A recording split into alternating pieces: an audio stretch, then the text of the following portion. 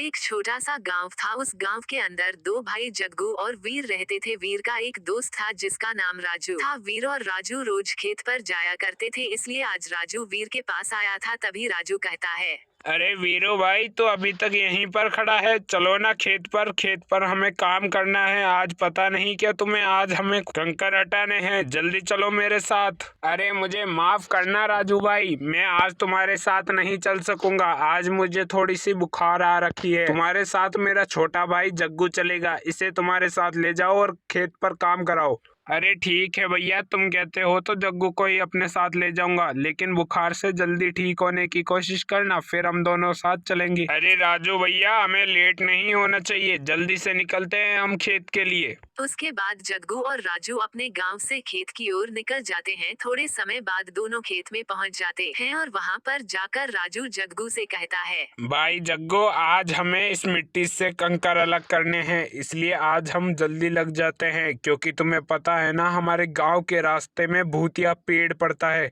जहां पर चुड़ैल रहती है। अरे हाँ भाई, अच्छे तरीके से पता है, लग जाओ जल्दी काम पर। ऐसा बोलकर वह दोनों काम पर लग जाते हैं और मिट्टी से कंकड़ अलग करते रहते हैं। फिर शाम होती है और दोनों खड़े हो जाते हैं। फिर रामू जग्गू से कहता है, अरे भाई जग्गू, आज के लिए इतना ही काम काफी है। शाम हो चुकी है, अब हमें जल्दी चलना चाहिए गांव की ओर, वरना रात हो जाएगी और फिर हमें उस चुड़ैल से खतरा रहेगा। चलो फिर चलते हैं हम जल्दी। अरे ठीक है भैया, जल्दी चलिए, फिर देर किस बात की है। फिर वह दोनों गांव की ओर जाने लगते हैं। रात होने में बस कुछ ही समय बचा था। वह जब रास्ते से जा रहे थे, तब राजू का दोस्त रमेश भी वहीं से गुजर रहा था। वह उन दोनों को रोक कर कहता है, अरे भैया राजू, अपने दोस्त के लिए भी थोड़ा समय निकाल लिया करो, कभी मिलने भी नहीं आते तुम, और आज भी पता नहीं कहाँ पर जा रहे हो तेजी से। अरे भैया रमेश, हमारी जान के पीछे क्यों पड़े हो? अगर हम जल्दी नहीं पहुंचे तो रात हो जाएगी और फिर हम उस भूतिया पेड़ के आगे से नहीं निकल पाएंगे।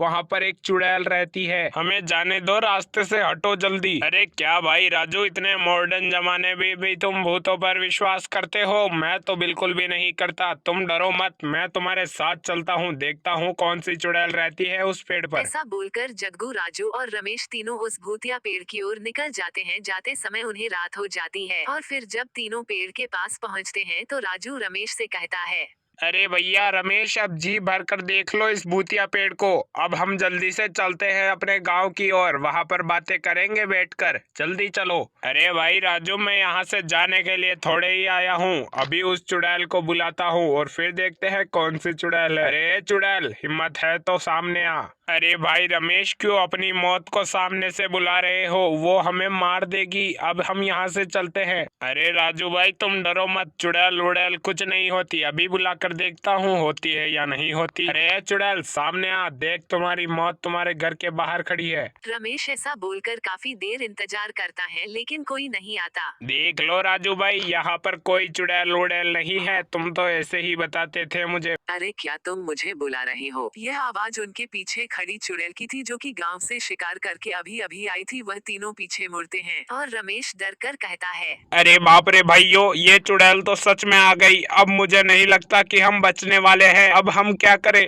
रमेश दोनों को ऐसा कहता है। तब तक राजू वहां से भाग जाता है। फिर जग्गू चुड़ैल से कहता है, अरे चुड़ैल जी, हमें माफ कर दीजिए, हम गलती से आपके यहाँ पर आ चुके हैं, हमें छोड़ दीजिए। अरे भाई जग्गू, अब इससे माफी मांगने से कुछ नहीं होगा, ये चुड़ैल तो हमें मारेगी। अबे रमेश, तेरी वजह से तो हम यहाँ पर फंसे हैं, ऊपर से ये और कह रहा है कि ये हमें मारेगी ही मारेगी। अब हम लोग क्या करें? अरे अब तुम लोगों को कोई काम करने की जरूरत नहीं है। अब जो भी करूंगी, मैं तुम लोगों को मारूंगी। ऐसा बोलकर वह चुड़ैल उन दोनों को मार देती है और वहीं पर राजू अपने दोस्त और जग्गू के भाई वीर के पास पहुंचता है। अरे भाई राजू, तुम तो आ गए। मेरा भाई जग्गू कहाँ पर है? उसे कहाँ पर छोड़कर आ गए तुम इतनी रात को? अरे वीरू, तुम्हारा भाई उस पेड़ वाली चुड़ैल के पास है और अब तक तो उस चुड़ैल ने उसे मार भी दिया होगा। रमेश ने हमें बहकाया और उस पेड़ के पास ले गया, वो भी मध्य रात्रि के अंदर। अरे मूर्ख, तूने ये क्या कर दिया? मेरे भाई को मरवा दिया। अरे भैया, अब हम क्या कर सकते हैं? वो तो चुड़ैल है, किसी की मानती थोड़ी है। अरे भाई, अब ये कहने का वक्त नहीं है।